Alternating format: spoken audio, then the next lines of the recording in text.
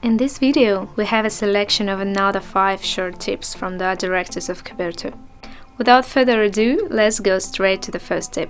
Design in a vacuum. We began to notice that a fairly large number of layouts are being made out of touch with reality. It seems that designers are working within a single screen, where there is no designated place for a status bar, no hamburger menu and lower tab bar.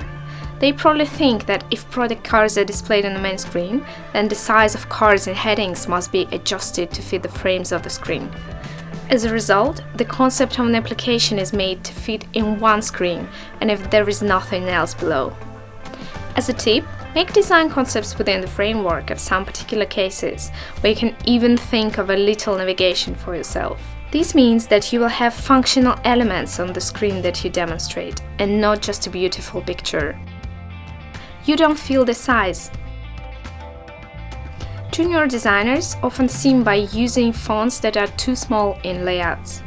This comes from the fact that the designer doesn't feel the size and doesn't check his layouts on a real device. The problem with small fonts is not only that they are poorly readable for people with poor eyesight. There is also another problem. Let's say on the UX you use text with sizes of 10 to 12 pixels, but on the UI the client told you that the fonts look small.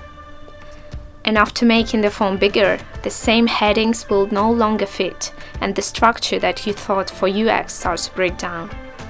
Well, on a note, if we turn to Apple guidelines, then the smallest font should be used in the status bar, and it equals 12 pixels. What resolution to start with? Each company has its own rules about what resolution the UI begins with, and in what resolution the layout should be presented to the client for approval. I can tell right away that this situation is applicable for companies that don't want to change and adapt to the needs of the client. If you are doing a complete product revamp and you know that 70% of the customers is mobile traffic, then why start the UI with 1600 pixels resolution?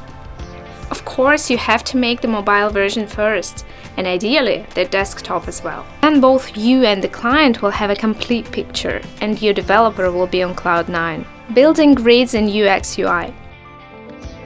The use of grids in design is a fairly common topic. Many design courses teach how to build blocks when designing, for example, websites.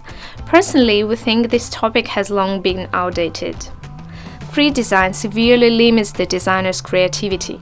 Nobody says that the elements should be randomly scattered around the layout, but there is absolutely no point in achieving some kind of golden ratio. If your every design project starts with building a grid, then you should revise your portfolio.